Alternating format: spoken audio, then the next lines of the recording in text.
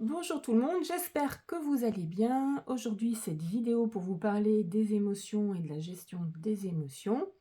Pour les personnes qui se sont déjà procurées soit la pochette complète avec les 5 planches thérapeutiques, soit une planche thérapeutique en fonction de votre travail à faire pour le moment, je vous invite à prendre celle que vous avez choisie en l'instant pour pouvoir vraiment qu'elle rayonne des informations vibratoires pour faire votre dégagement au niveau des mémoires cellulaires pendant qu'il y ait cette petite vidéo qui vous permet de prendre conscience des fonctionnements, des émotions. Pour les autres personnes qui ne se sont pas encore procuré les planches vibratoires, je vous invite, je vais le zoomer, à vous focaliser sur le logo qui va rayonner aussi une vibration particulière pour vous permettre déjà de rentrer en conscience et de libérer au niveau de vos consciences les émotions qui peuvent être libérées en l'instant.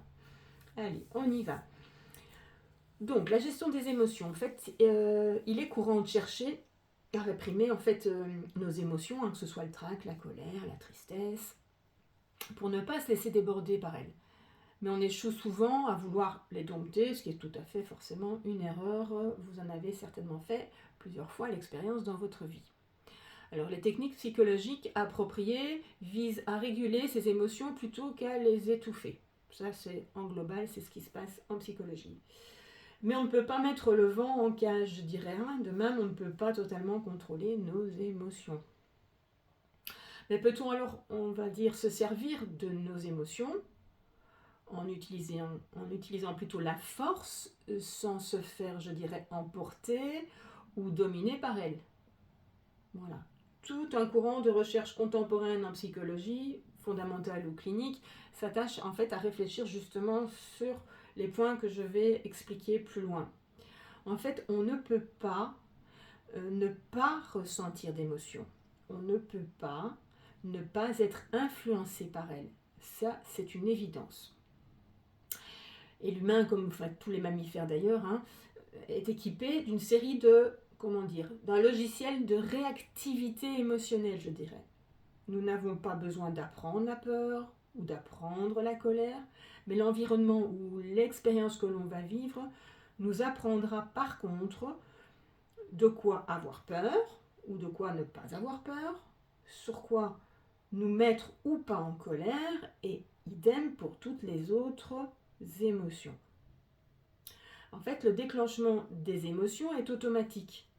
En fait, seule leur régulation, je dirais, est sous le contrôle, enfin un contrôle tout relatif de notre volonté. Moi, je dirais plutôt une manière de prendre du recul, d'observer, de changer de point de vue et d'angle de vue. Ça, c'est ma manière de fonctionner pour s'en libérer. Les émotions, en fait, elles représentent, ainsi une forme d'intelligence, je dirais d'intelligence préconsciente ou préverbale. Donc ça s'active avant de verbaliser ou avant de réagir. Et elles ont des structures préparées, avec des réponses préparées qui sont conditionnées par rapport aux autres expériences que vous avez vécues précédemment. Et c'est pour ça qu'elles interviennent de manière tout à fait automatique dans un processus où chaque fois elle s'adapte, elle rajoute l'information qu'elle vient d'avoir par rapport à cette expérience, elle la modifie ou l'ancre complètement pour revivre un processus éternellement dans le même type de situation. On revit le même type de comportement répétitif. Alors il y a Darwin qui a émis ses techniques aussi, avec des gammes d'émotions dites fondamentales, qu'il a vues, qu'on connaît, colère, tristesse, joie, honte, etc., qui sont d'ailleurs innées, qui sont universelles et qui remplissent une fonction d'adaptation précise face à une situation précise. Alors, la valeur d'adaptation en fait de nos réactions, je veux dire émotionnelles, on va dire, est fortement altérée lors de maladies des émotions. Là, on est dans les troubles émotionnels, c'est-à-dire les états dépressifs ou anxieux, où en fait les personnes ressentent des activations anormalement intenses et anormalement fréquentes dans les émotions, en fait de base, les émotions fondamentales. Du genre, les déprimés vont souffrir de bouffées de désarroi, de tristesse, mais c'est hors de proportion avec les événements qu'ils vivent. Les phobies aussi pourront éprouver, les gens qui éprouvent des phobies pourront aussi ressentir des attaques de panique, voire des peurs violentes, même en l'absence de danger en fait. Hein. Ça c'est vraiment, on rentre dans les pathologies. C'est pas de ça dont moi je parle personnellement dans mon activité, mais je vous mets quand même en gros le tableau. Donc les émotions fondamentales, intenses et brèves, ne sont pas ce que nous ressentons plus fréquemment dans notre quotidien, et heureusement d'ailleurs. Hein. Donc c'est les grandes frayeurs, hein, les grosses colères, elles sont finalement plutôt rares. Et on va dire nous sommes plus souvent habités par des états, on va dire, plus complexes et un petit peu plus subtils, plus discrets, comme des humeurs ou des émotions mixtes, tristesse, se sentir à la fois triste et heureux, lors d'une cérémonie à l'occasion d'un mariage, à la fois la mélancolie, à la fois inquiet, à la fois irritable si ce sont des émotions dérivées. En fait, c'est tout cela, ce sont des difficultés d'ajustement chez l'individu, mais c'est normal, c'est-à-dire c'est ça qui est à travailler et à changer d'angle de vue et de prendre de la distance, c'est-à-dire ne pas souffrir et arriver à avoir une autre attitude, un autre mode de fonctionnement et une autre vision des choses. Donc là, on sort, on va dire, des maladies psychologiques avérées, on est bien d'accord qu'on n'est pas dans ce schéma-là. Les stratégies, en fait, de gestion des émotions, les stratégies spontanées, ou du moins de déclenchement, je dirais, automatique, existent en fait chez chacun d'entre nous par rapport à nos états émotionnels du quotidien, notamment lorsqu'ils sont, on va dire, peu agréables. Hein. Donc penser autre chose, parler à un proche, faire un sport, ça va devenir en fait des systèmes, des stratégies qui vont d'évitement pour ne pas être dans le, on va dire, dans l'émotion et rester dans le négatif. Cependant, moi personnellement, je ne suis pas pour cette, on va dire, cette option-là, si ce n'est qu'une fois avoir travaillé toute la problématique et avoir libéré les mémoires au niveau du quotidien, d'expériences de vie, de cette vie, du transgénérationnel, donc de la lignée familiale et du karmique, après, il peut être bon d'utiliser cette stratégie, de n'aller que vers des pensées positives, d'attirer l'attention vers du positif s'il y a encore des mécanismes inconscients et automatiques qui sont là, malgré que les mémoires soient libérées, que ce n'est plus qu'un conditionnement répété sans avoir de mémoire derrière qui soit activée. Et dans ce cadre-là, oui, il est bon d'adapter cette stratégie qui n'est plus une stratégie d'évitement, c'est une stratégie de reconditionnement positif. Mais pour moi, ce n'est que dans cet esprit-là. Sinon, on met le couvercle sur la casserole et je trouve que ce n'est pas une bonne idée. Alors, la nécessité d'exprimer ses émotions. Ça peut être l'inverse, telle une cocotte minute qui doit pouvoir évacuer le trop-plein de vapeur, faute de quoi elle va exploser. Donc il y a des théories qui amènent à aller vraiment dans ce sens-là, mais à tout prix, en encourageant même les patients à s'exprimer de manière sauvage, de voire même violente, avec un cri primal, avec voilà, parce que c'est tellement refoulé qu'ils ont besoin de se vidanger émotionnellement. Mais ces thérapies-là sont loin d'avoir démontré leur efficacité. Et effectivement, moi je ne rejette rien. Dans certains cas, on peut pouvoir proposer d'aller crier en forêt s'il y a un trop-plein.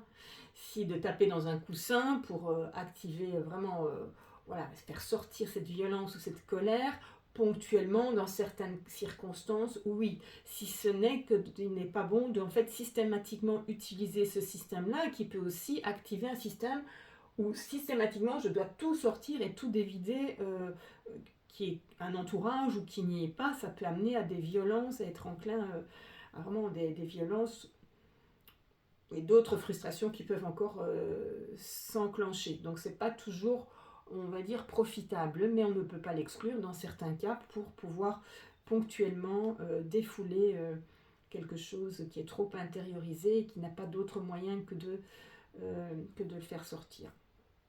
Moi, mon but, c'est plutôt de travailler au niveau des mémoires cellulaires ou avec les planches vibratoires ainsi que les soins quantiques et énergétiques pour faire remonter au niveau des mémoires cellulaires les émotions qui sont référentes au blocage, aux blessures, au système de croyances, etc.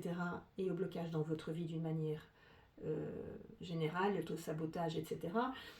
Et que ça sorte naturellement, que ça peut sortir sans devoir mettre des mots dessus, ça peut sortir sans qu'il y ait nécessairement une émotion voilà, qui va s'exprimer, mais parfois l'émotion va s'exprimer et il faudra vivre, on va dire, le rebond de guérison parce que ça va devoir sortir pour pouvoir libérer les cellules et pour s'en débarrasser, on va le dire comme ça. Donc ça, c'est plutôt ma manière de fonctionner, c'est-à-dire on laisse faire et ça sortira comme ça doit sortir, avec effectivement, s'il faut ponctuer d'aide, comme je viens de le dire, effectivement, peut-être aller crier en forêt si vraiment c'est trop fort.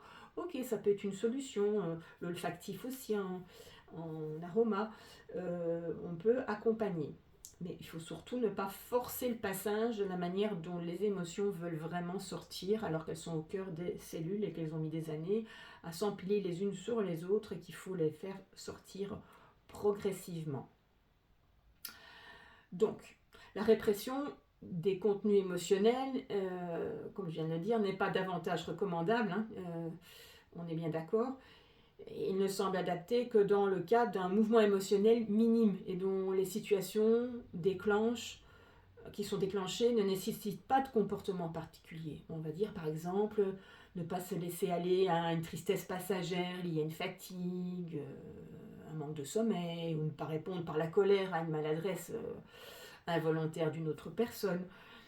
Mais lorsque la situation nécessite une adaptation, une tristesse liée à une frustration personnelle ou professionnelle, ou lorsque l'émotion est intense, la répression sera en général suivie d'un effet rebond.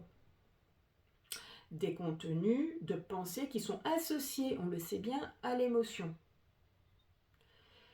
Alors, cet effet pourrait, par exemple, être l'une des explications des pensées intrusives qui sont récurrentes dans les troubles obsessionnels. Forcément, quand on va plus loin dans les pathologies, plus le patient s'efforce de ne pas penser à ce qui l'inquiète, plus ses pensées s'imposent avec force à son esprit. C'est évident, on en fait tous l'expérience de notre mental qui est assez fort. Et ça va ramener avec elle l'émotion d'inquiétude, forcément. Et de même, les stratégies de distraction, hein, on n'y pense plus, on tourne son esprit vers autre chose, ne s'avèrent efficaces qu'en cas de manifestation émotionnelle ou mineure ou ponctuelle, hein, comme je vous l'ai expliqué un petit peu plus en détail il y a une minute.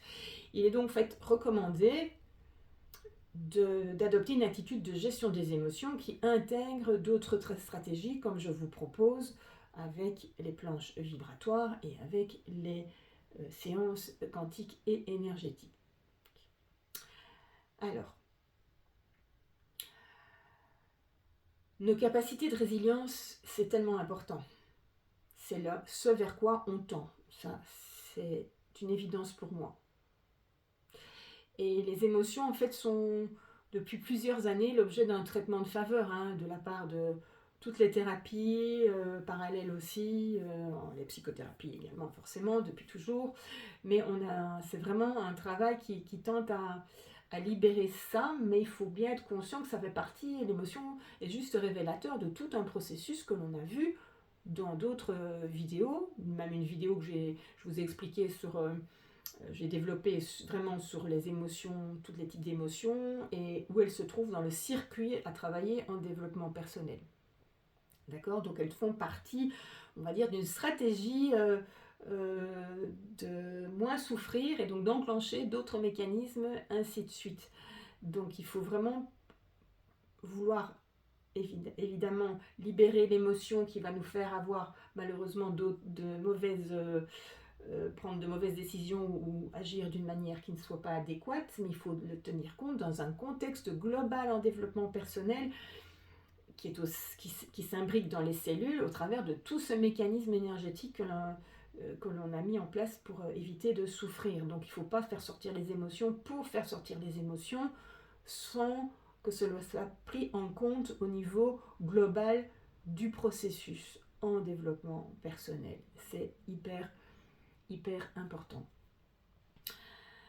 Alors, il y a des grands travaux de recherche sur les thérapies comportementales et cognitives, hein, et celles-ci, elles encouragent en fait leurs patients, notamment ceux qui sont plutôt anxieux ou qui ont des phobies, à ne plus éviter les situations en fait, qui déclenchent l'émotion, mais aussi à ne plus chercher à éviter l'expérience émotionnelle elle-même. Donc, par exemple, on sait qu'une personne qui va souffrir de troubles de panique, elles vont tout faire pour ne plus ressentir les petits signes qui en annoncent la survenue. Ça peut être le cœur qui bat, la respiration qui se fait plus difficile. Et ces personnes-là disent qu'elles ont peur de la peur, car elles redoutent en fait l'emballement de ces prémices en attaque de panique. Ces personnes-là vont éviter en fait les situations qui sont associées à des symptômes et font tout pour, par exemple, ne plus faire de sport, ne plus se trouver dans des endroits où ils se sentent oppressés.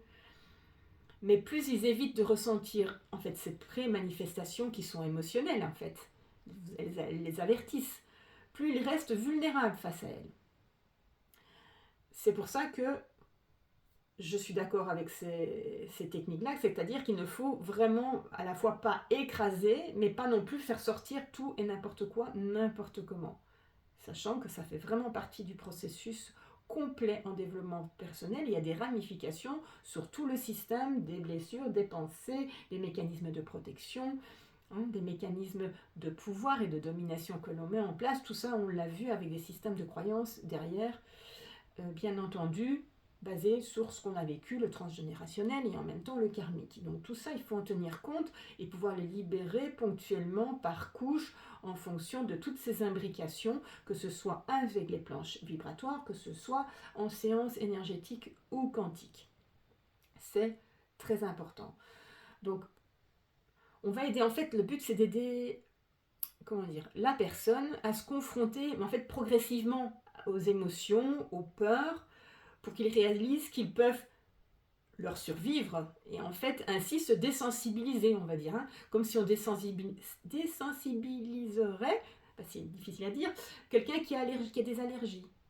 C'est un travail d'usure, d'érosion, de la peur, de l'angoisse, on va dire que ça permet d'obtenir une réponse émotionnelle moins explosive. Petit à petit, la personne reprend confiance dans sa manière de pouvoir gérer les symptômes physiques, puis les symptômes émotionnels qu'ils vont faire sortir progressivement. Donc forcément, on s'est mis ça pendant plein d'années, il faut aussi du temps pour pouvoir les sortir. C'est pour ça que je vous propose les planches, je le répète toujours, les planches vibratoires qui vous permettent quand même de travailler déjà en amont beaucoup de choses par vous-même avec les prises de conscience que vous pouvez faire au travers des vidéos de toute la série que je vous ai mis du parcours en développement personnel. Elles vous permettent vraiment d'avancer déjà au niveau, de vous libérer au niveau des mémoires cellulaires. Et si jamais ce n'est pas suffisant ou que vous avez déjà enclenché toute cette partie tout seul, là je vous invite effectivement à me contacter pour aller plus loin si vous voulez vraiment identifier et qu'il y a besoin de faire une prise de conscience, c'est parfois le cas, sur un système de fonctionnement pour pouvoir le libérer au niveau des mémoires cellulaires quantiques, en énergie quantique, sur le transgénérationnel et sur le karmique.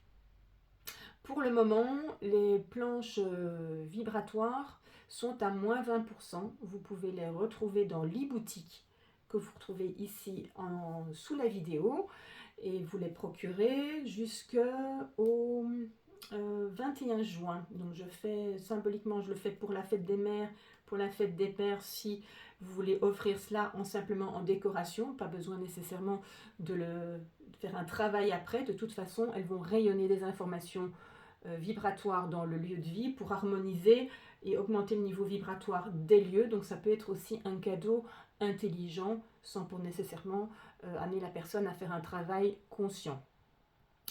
Et si vous voulez effectivement avoir mes coordonnées pour un soin ou pour des explications, vous pouvez me trouver aussi mes coordonnées en dessous de la vidéo. Donc on va se retrouver tout bientôt et pour la vidéo sur l'estime de soi.